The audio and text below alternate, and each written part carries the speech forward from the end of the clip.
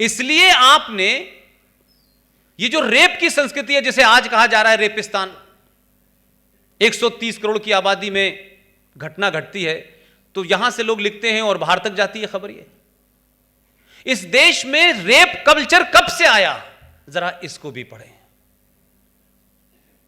और जो लोग कहते हैं कि देखिए साहब हम आए थे, और एक और झूठ बोला जाता है, ये जो लाल किला, ताजमहल, ये इस्लामिक आर्किटेक्चर है। तो कोई, आप तो सब पढ़े लिखे लोग हैं, सऊदी अरब में, ईरान में, इराक में कौन सा इस्लामिक आर्किटेक्ट है, जरा मुझे दिखाएं। कौन सा इस्लामिक आर्किटेक्चर की बात हो रही है जो भारत में बताया जा रहा है? आपने यहीं के लोगों को, यहीं के लोगों से सारे मंदिरों को तोड़ के ऊपर की गुम्मद बना दी और कहा कि साहब देखिए ये इस्लामिक आर्किटेक्चर। 30,000 मंदिरों को तोड़ा। तो आप जिस पर्शियन की बात कर रहे थे, जिनको आप लोगों ने अपने यहां शरण दी, मात्र 79 ही की तो बात है। 79 के अंदर वो ईरान, जिनको कुछ लोगों को, आप जो गलती पूरे देश में आपने की है पिछले 1000 साल में, जिसका खामियाजा आप भुगत रहे हैं, अब आपके लिए गली गली, मोहल्ले मोहल्ले, हर जगह कश्मीर बन गया है। ईरान ने भी यह गलती की थी, कुछ लोगों को शरण दी थी। आज वहां से पारसी खत्म हो चुके हैं, इस्लाम का झंडा बुलंद हो रहा है। यह पूरी दुनिया में चल रहा है। लिहाजा आर्टिकल 370 और 35A पे मेरा कहना अभी भी यह है आपसे कि आप खुश हो,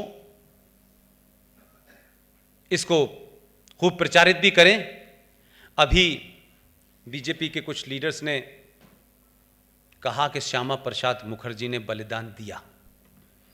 मैं एग्री नहीं हूं, मैं उसको बलिदान नहीं मानता। एक ऐसा शख्स जो अब नहीं है, उनकी शान में मेरी कोई गुस्ताखी हो जाए मुझसे, वो मैं नहीं चाहता। हम 70 साल के बाद भी सब कुछ ब्लैक एंड व्हाइट में मौजूद है। आज भी हम झूठ बोलते हैं कि बलिदान दिया, श्यामा प्रसाद मुखर्जी की हत्या की गई, जेल में हत्यारे मौजूद हैं, वो लोग मौजूद हैं आज भी इस दिल्ली के अंदर। हम ये नहीं कहते बलिदान क्या होता है। जेल में रखा, और उस कॉन्स्पिरेसी में बहुत सारे लोग शामिल हैं जो दिल्ली में टहलते हैं। सच तो बोलिए भाई आप। श्यामा प्रसाद मुखर्जी ने बलिदान दिया एक कॉन्स्पिरेसी के तहत।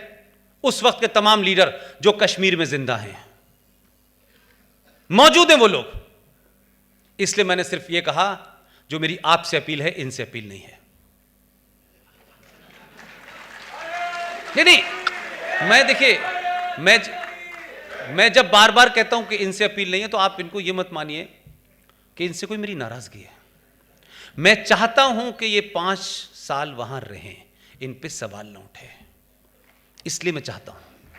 मैं नहीं चाहता कि ये अपने मुंह से कोई बात ऐसी कहें, उसके लिए मैं ही काफी हूं।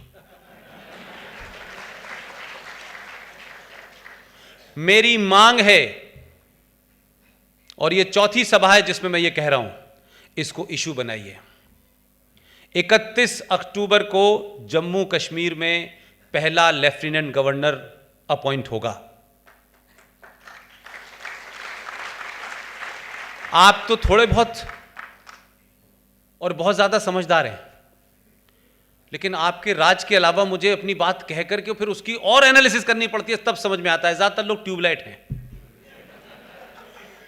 एक मंच पे खड़े होकर के कम शब्दों में ज्यादा बात कहनी चाहिए। कोई यहां लंबा पाठ नहीं हो रहा, लेकिन उसमें भी लोगों को फिर मुझे बताना, फोन करके कहते हैं इसका मतलब क्या है। अब इस पे बड़ी मेरी दिक्कत है। 31 अक्टूबर का दिन जानबूझ के चुना गया है। उस दिन सरदार पटेल का जन्मदिन है।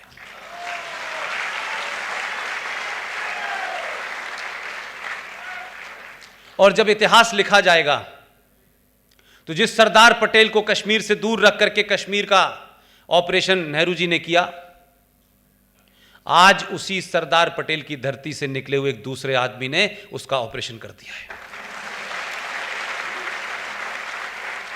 तो एक साथ 2 चीजें इतिहास में लिखी जाएंगी, और इस इतिहास लिखते वक्त खास तौर से 370 और 35A पे। माफ कीजिएगा, मैं बहुत ब्लंट आदमी हूं। इस पे जब भी इतिहास लिखेगा, और ईमानदार लोग लिखेंगे, बेईमान तो बहुत लोग हैं, चापलूस भी बहुत लोग होंगे, ईमानदाराना इतिहास लिखा जाएगा तो ध्यान रखिएगा, लोग मोदी को कम अमित शाह को ज्यादा याद रखेंगे। यह बात अलग है कि जो कुछ लोकसभा में किया उसकी प्रैक्टिस पहले हो चुकी थी आरसीआर के अंदर, वो तय हो चुका था स्क्रिप्ट।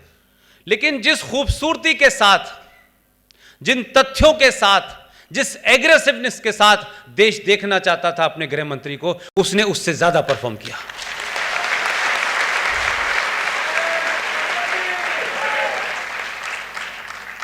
और उसी डिस्कशन में जिस बात को पिछले 3 साल से बार बार रिपीट करता था, मैं तो सोचता था कि कोई इसको ऐसे प्लेटफॉर्म से कहे जिनकी लोग सुनते हैं। एक पूरा स्टेटमेंट याद कीजिए लोकसभा की उस स्पीच का। उन्होंने कहा कि हम पीओके भी लेंगे, हम अक्साई चीन भी लेंगे। जानते हैं इसके पीछे का एक घटना क्या है? जब उन्होंने ये कहा तो बहुत लोगों की ये समझ नहीं आया कि इस आदमी ने, गया वो बेचारा पहली बार है पार्लियामेंट, लेकिन रिकॉर्ड उसने 70 साल का पढ़ लिया। इसलिए मैंने कहा कि यह काम समाज को करना चाहिए, इन बेचारों के पास समय नहीं है, सब कुछ ये नहीं करेंगे। इनको कुछ कुछ चीजों के लिए आप रिलैक्सेशन दे दें। बहुत सी चीजें हैं जो समाज को उठानी है, और समाज जब उठाएगा उसका दबाव होगा, मुझे मालूम है कि पूरी संसद हिल जाएगी समाज के प्रेशर के सामने। आपके अंदर वो ताकत पैदा कीजिए। आपने ये पैदा नहीं की तो 5%, 6%, 16% ये वो मिला करके एक सरकार बनती थी, और उसमें अजीबोगरीब किस्म के लोग प्रधानमंत्री बनते थे। कोई सो जाता था, कोई जगा रहता था, किसी का पता ही नहीं था ये कब जाता है कब आता है। तो मेरा कहने का यह है कि सच्चाई नहीं थी, इसलिए आपको वैसे ही कानून मिल रहे थे। एक साहब प्रधानमंत्री बने, वो पड़ोसी मुल्क से आ गए थे, वो प्रधानमंत्री बने, उन्होंने कहा कि नहीं, अरे हम तो शांतिप्रिय देश है, तो हमें यह रॉ की जरूरत ही नहीं है।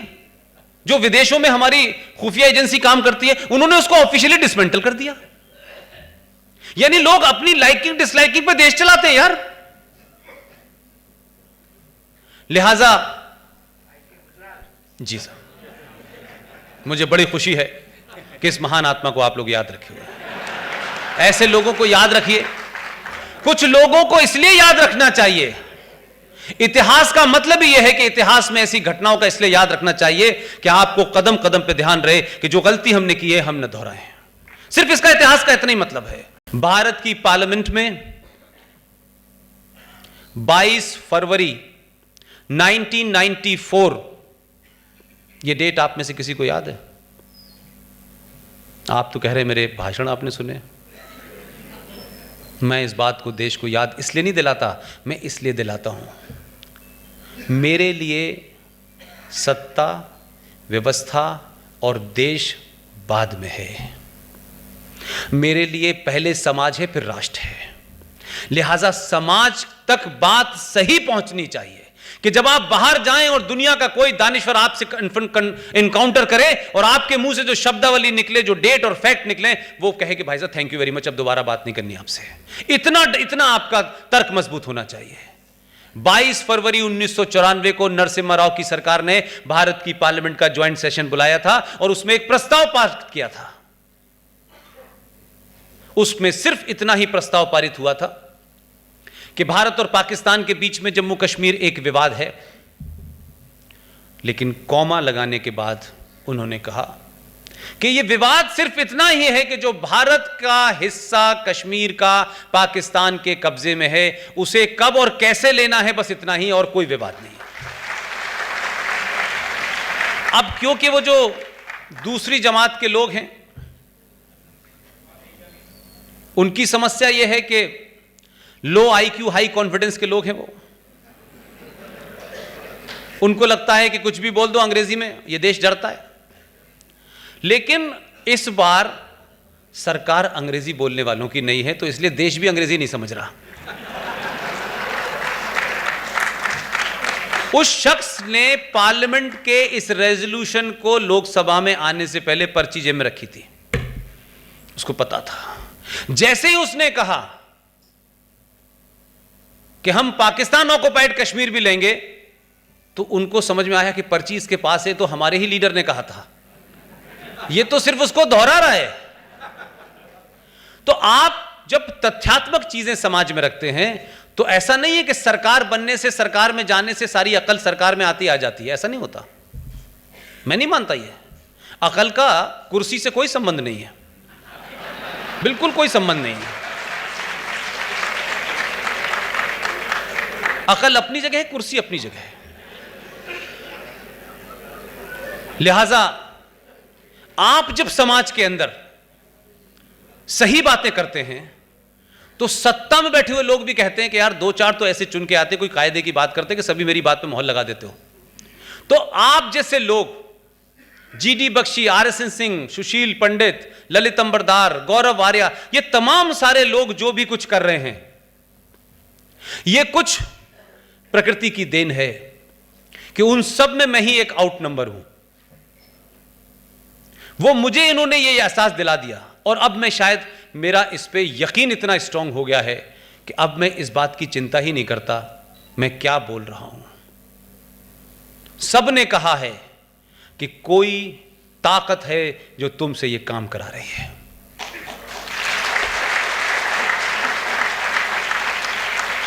बहुत सारी थ्रेट्स आती हैं, बहुत सारी चीजें चलती रहती हैं, लेकिन कुरान मजीद में एक चीज लिखी हुई है, क्योंकि मैंने वही पढ़ा इसलिए बार बार उसी को कोट करता हूं, कि जिस वक्त आपकी मौत आनी है, इसको नब्ज कहते हैं, इसके रुकने का समय और इसकी जगह तय है। न उससे एक सेकंड पहले, न उसके एक सेकंड बाद आएगी। तो मेरा कुरान पे पूरा यकीन है, जब आएगी दुनिया की कोई ताकत नहीं रोक पाएगी, और जब नहीं आएगी तो दुनिया की कोई ताकत लेके भी नहीं जा सकती। लिहाजा डर के जीने का से अच्छा है कि बहादुरी की एक दिन की जिंदगी बेहतर है। किसी से मत डरिए आप, क्योंकि जब आप किसी से नहीं डरेंगे तो लोग आपसे डरने लगते हैं। यही ताकत होती है। इसीलिए मैंने कहा ना कि कुछ लोगों को लगता था कि किसी गलतफहमी से आ गया, हम इसको अगली बार निपटा देंगे, लेकिन पहले 282 थे, अब 303 हो गए। अब उन लोगों ने यह कहना शुरू कर दिया है कि भाई मोदी को गाली मत दो, इससे तो यह मजबूत होता है। तो इतनी देर में समझ में आई इतनी अकलमंदी की बात। मैं सिर्फ सारे संदर्भ में आपसे कहना चाहता हूं कि यह हमारी कमजोरी, और हमने अपने आप को राजनीतिक तौर पे सिर्फ जीत हार तक देखा है। मैं भारत की राजनीति को राष्ट्र के संदर्भ में देखता हूं, सनातन संस्कृति के संबंध में देखता हूं, हमारे मूल क्या थे, हमारी परंपराएं क्या थी, हम थे क्या, और जब उसको पूरा देखता हूं तब पता चलता है कि जिस कुंभ में आप नहाने जाते हैं, पूरे देश आता है नहाने, उसको यह पता ही नहीं कि यह कुंभ क्यों होता है, कुंभ की महत्वता क्या है। इसलिए ये जो सदी आपकी शुरू हुई है, पूरी दुनिया कहती है कि 21वीं सदी भारत की सदी है। पूरी दुनिया को यकीन है, लेकिन आपको यकीन नहीं हो रहा। उनको इसलिए यकीन है कि वो दुनिया को हिंदू मुस्लिम सेकुलरिज्म के एजेंडे से नहीं देखते हैं। लिहाजा अब बताया जा रहा है, अब टेलीविजन पे जो लोग आ रहे हैं वो बता रहे हैं कि कुंभ जिस वक्त उसकी डेट आती है, ऊपर प्लेनेट में जो मूवमेंट होता है, एक खास मूवमेंट एक खास जगह पहुंचता है एक प्लेनेट का, उसके बाद जो रेज निकलती हैं तो धरती पे जितना भी पानी होता है उस पानी में डुबकी लगाने से आपके अंदर की तमाम विकृतियां समाप्त हो जाती हैं। क्योंकि अब साइंस का जमाना है, अब इंटरनेट का जमाना है। अब ये जो बच्चे बैठे हैं, ये 20 साल के 22 साल के, इनसे आप ये कहेंगे कि नहीं ऐसा कर लो, ये नहीं करेंगे। इनको बता दीजिए कि हमारे यहां तो शादियों में परंपरा थी, हमारे घर में भी जो हमारी बड़ी भाभी आई थी तब भी हमने ये देखा, लेकिन ये शायद रियलाइज नहीं किया था हमने। आज भी परंपरा थी कि लड़की जब विदा होती थी तो दहेज में कुछ और दिया जाए ना दिया जाए, 2 कॉपर के कलसे दिए जरूर जाते थे। पूरी दुनिया में साबित हो गया, आप कामाख्या चले जाएं, आप सोमनाथ चले जाएं, आप महाकाल चले जाएं, हर मंदिर के अंदर लोटा तांबे का क्यों होता है? तांबे के अंदर, अब शायद नई जेशन समझ गई होगी कि माधुरी दीक्षित डबल रोड में एक एक्वागार्ड का, अब समझ गई होगी, क्योंकि हमें समझाने के लिए माधुरी दीक्षित के 2 रूपों को लाना पड़ा। मेरी बात को समझेंगे नहीं लोग। तब पता चला कि कॉपर क्या है। तब हमको ध्यान आया कि ये जो मूर्ख हमको कॉपर के नाम पे बता रहे हैं कि एक्वागार्ड खरीदो, हमारी परंपरा तो हजारों साल से थी कि हमारे हर मंदिर के अंदर कॉपर का लेटा होता था, और कॉपर के अंदर पानी रखने से वो उसकी इंप्योरिटी समाप्त हो जाती है। लेकिन इसको साइंटिफिकली नहीं बताया गया, सिर्फ ये बताया गया कि सूरज को पानी चढ़ा देना चाहिए। क्यों चढ़ाना चाहिए, कैसे चढ़ाना चाहिए, यह काम हमारे संतों का होना चाहिए था। लेकिन अफसोस के साथ संत तो अब कंप्यूटर बाबा हो रहे हैं। संतों ने कुछ और ही काम करना शुरू कर दिया है। संतों को देख के डर लगने लगा है।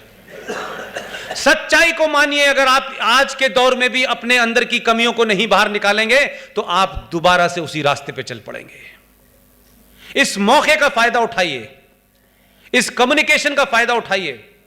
ये जो संचार क्रांति हुई है इसमें सब कुछ मौजूद है। जो झूठ है वो अलग है, जो सच है वो अलग है। सच के साथ खड़े होइए, अगली जनरेशन को वो बैटन दीजिए कि वो प्राउड के साथ कहे कि हमारे पूर्वजों ने हमें सही रास्ता दिखाया था। वो हर चीज पे बातचीत करना चाहते हैं, हर चीज पे बात करिए। क्यों नहीं करेंगे? अगर आप नहीं बात करेंगे तो फिर कौन करेगा? फिर रिजवान साहब करेंगे। फिर जब वो रिजवान साहब से बात करने लगेगी तो आप कहेंगे ये तो बहुत बुरी बात है। तो आप तो बात की नहीं, आपने, आपको जब करनी चाहिए थी।